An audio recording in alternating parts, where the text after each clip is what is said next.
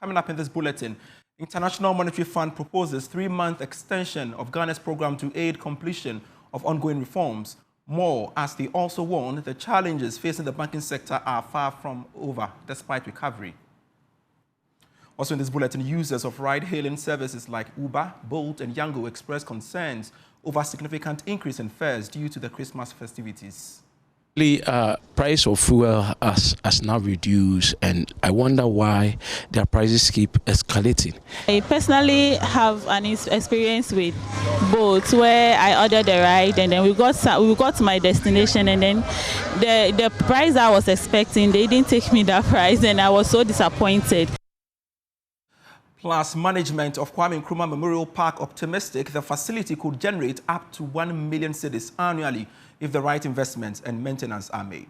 Well, I mean, $1 million a month, it will be our goal for next year. In fact, it is. Not will be, but it is. It's part of our projections for next year. We have details of these and more lined up for you. Please stay on.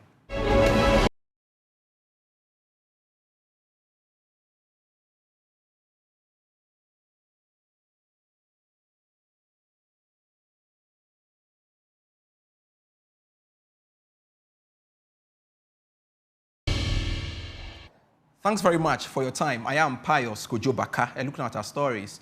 The International Monetary Fund is proposing a 3-month extension of Ghana's program with the fund. This was captured in a staff report that was released after the country passed the 5th program review.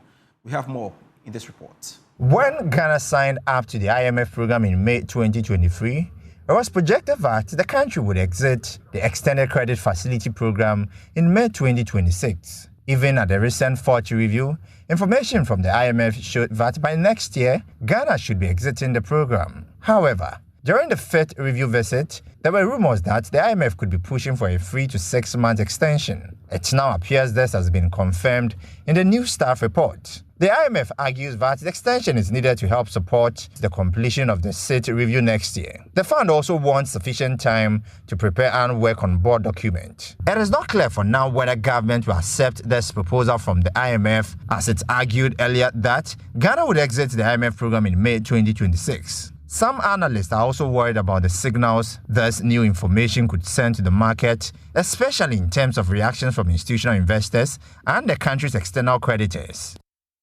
And we also know that the fund is warning that the challenges facing the banking sector are far from over despite recovery.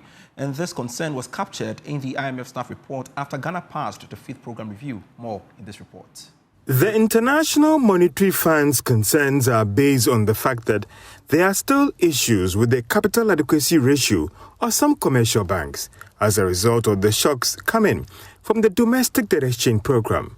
The central bank was hoping to use fresh recapitalization directives to deal with this challenge. However, the IMF argues that not all the commercial banks have been able to meet this new requirement with few days to the end of this year. The fund and its staff report was also worried about the industry's non-performing loans, especially when it comes to state-owned banks. It therefore wants the Bank of Ghana to do more to help deal with these issues to protect the banking sector going into 2026. Let's have a conversation on the back of these concerns raised by the International Monetary Fund. Joining me in studio is my colleague George Yafe to tell us all that is happening with the IMF, etc., on the economy largely. So, George, grateful you could join me. Merry Christmas to you.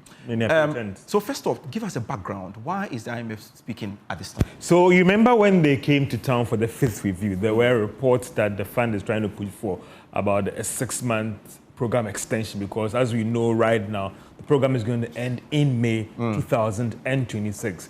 But the fund is arguing that, see, even the time for the staff to go for their more of a review, put together the document for the board, takes quite some time. There are certain key targets and reforms that is still being worked out. And you know that some of the targets delayed. So the argument is that if they're supposed to work for the 6th review, the May timeline will be difficult. And therefore, it looks like the fund is now settling or settled on the 3-month extension instead of the initial 6 months. And they are asking government that, based on all these concerns that we have identified, let's look at the IMF program ending in August 2026. that is 2026. Right. Now, don't forget that the government also has signaled that they want to get out of this program as soon as it ends. And so we don't know whether the government would then accept this proposal or not. So, George, I'll come back to you pretty soon, but we have to pause for a breather. We shall rectify some connections with regards to George's sound. Let's do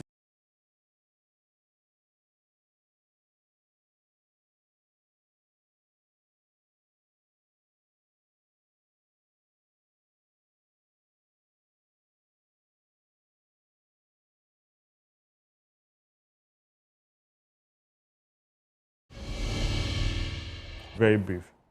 You're still watching the holiday edition of Business Life, and I'd like to go back to our earlier story where my colleague George Viafi was telling us why the fund is proposing a 3-month extension of the program with Ghana. George, so you were building a point. So the fund argues that it appears that there are still certain things that needs to be done, and therefore the initial proposed date of May 2026 is not possible. And that is why they are proposing that let's have an extra 3-month extension to deal with all these concerns. And we've not heard the government respond to that. Well, it will be interesting to see what government is going to say, because they are really looking for it to end in this program in May. All right, George, another development has to do with the Gold for Oil program and the Bank of Ghana. You know, we don't know whether they've spoken yet in response to the IMF concerns raised in their staff report. What have they been saying? But they are arguing that whatever opinion that the IMF has expressed in their staff report should be seen as premature. Because as we speak right now, there isn't any audited financials of the Bank of Ghana in place for even to form that opinion that X amount of losses has been recorded because of this. And that is how they want to describe this. What we also understand that as far back in November this year, the board of that bank actually approved a strategy to get out of this whole gold trading business. Starting from January 1, 2026, it will no longer be in this business. It will be handled solely by the gold board. Great. And the good thing about all these issues is that it is a developing story, and we are following keenly for you as Joy Business, and we shall be bringing you more in our subsequent bulletins. But let's shift focus from that and touch on the story. As the Christmas season drives up movement across major cities, users of ride-hailing services such as Uber, Bolt, and Yango are expressing dissatisfaction over recent increases in fares. While consumers complain of rising costs, the Ride-Hailing Association insists the situation is demand-driven and seasonal, assuring users that prices are expected to normalize after the festive period. Here's more in the following report. Christmas in Ghana is marked by heavy movement shopping, church services, family visits, and end-of-year celebrations. But this festive rush is coming at a cost, as users of ride-hailing services say fares have increased significantly over the past few weeks. Some consumers say the rising fares are forcing them to plan their movements carefully or resort to public transport, despite the convenience ride-hailing services usually offer. With the increase of the prices, it's just absurd. Straightly, price of fuel has now reduced, and I wonder why their prices keep escalating.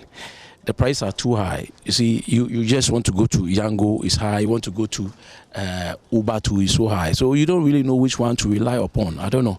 This is getting just serious. The income is stable, but when the expenditure increases, as in transportation fares and what have you, it has a toll on the individual pocket. I personally have an experience with boats where I ordered a ride and then we got to my destination, and then the price I was expecting, they didn't take me that price, and I was so disappointed. Sometimes the church or the line and then the queue especially, sometimes it's crazy. So I think they should do something about it. So with the boats, I just hope they reconsider, because I think the fuel prices are down. So I don't know why they are overcharging. Responding to the concerns, President of the Ride-Hailing Association, Francis Tenge, explained that the fare increases are largely driven by high demand during the festive season. According to him, ride-hailing platforms operate a dynamic pricing system which adjusts fares based on demand patterns, especially during peak periods such as Christmas. Because it's a seasonal thing, the demand is really high. And so we have more passengers or consumers who are requesting as compared to fewer drivers. So there's something what we call surge where we have 1.2, 1.3, 2.5 surge. So whatever your base fare is, it will be increased by that surge percentage. That's why customers have noticed an increase in the pricing. Yeah.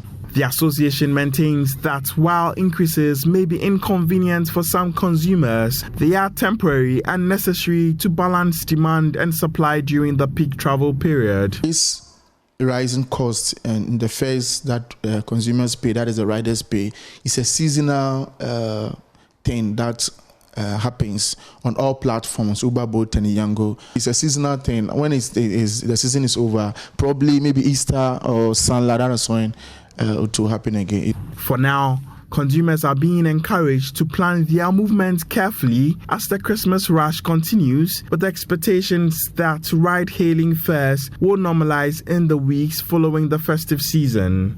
Sarah Esinam Etiemo's report read to you. Management of the Kwame Nkrumah Memorial Park is optimistic that the facility could generate up to 1 million cedis annually if the right investments and maintenance are made. As at third quarter of this year, the facility, which was adjudged the best visited tourist site in Ghana for 2024, had recorded about 280,000 visits, with local tourists accounting for 88%. Sharing his expectations ahead of the coming year, Dr. Collins Nunuyame was hopeful strategies being implemented will increase visits to the park and improve the country's tourism potential. 1 million a month, it will be our goal for next year. In fact, it is. Not will be, but it is. It's part of our projections for next year. We hope to expand the numbers much beyond the 300,000. In fact, our projection is to do at least 500,000. You know, we could do more, but you need people, you need systems, you need structures. And even though I want us to do 1 million visitors, but realistically, that may be very, very difficult. So we are just hoping that we can get to 500,000. That's our projection for next year. If we can get to 500,000, of course, by the third year of my stay here, I believe, by the fourth year of my stay here, I believe that we'll be ready to cross that 1 million number. But I will encourage everybody. You see, Dr. Nkrumah remains a central figure in our political story. Right. You can't take the story of Ghana, the political story of Ghana, without Dr. Kwame Nkrumah. His contribution to it was infinite. It was immeasurable. And so I think people should take the opportunity. Of course, many people meet me and say, "Oh, I never," and some elites who would say, I've never been to the Kwame Nkrumah Memorial Park, but I want to come. Right. And so I think we are beginning to have some change. And I believe that with our publicity and and I thank you very much, Joy Business, I think you have done a fairly good job for us so far, and I hope that we can continue that partnership. With your support also, I believe we can reach more people. Right. Of course, we want more domestic visitors, but we also want more foreign visitors. And I am happy that we are beginning to see a spike also in terms of the number of foreign visitors that we are receiving. So I think that's a positive thing that we would want to consolidate.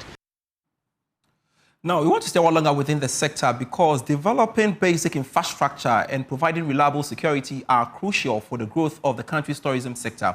And that is according to operators in the hospitality industry.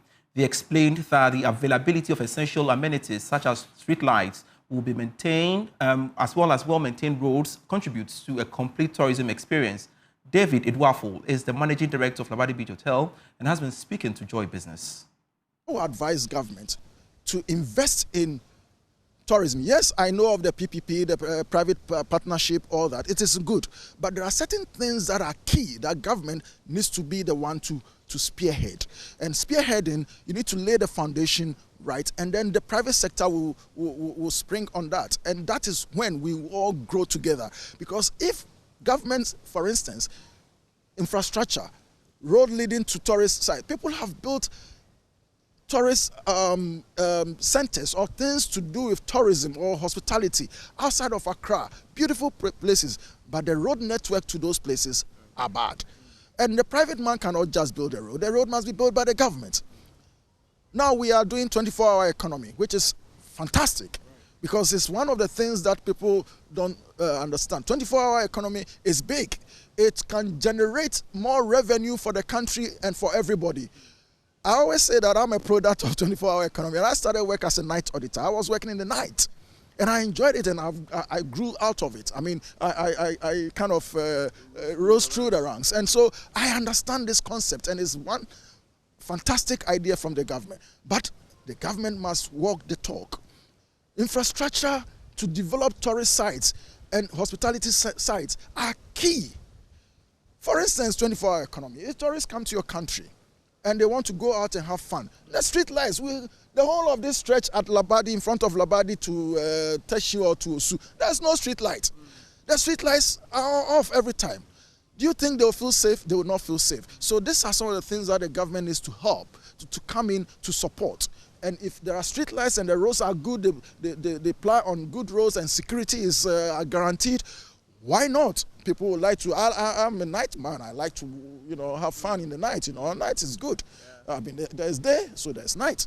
But if you don't feel secure, and security is from who? Central government, in terms of providing the proper things in place, street lights, proper roads. So the government has a lot to do. Thanks so much for watching the Christmas Day edition of Business Life with me, Pius Kojo Baka. For more stories, do log on to myjoyonline.com/business. See you soon.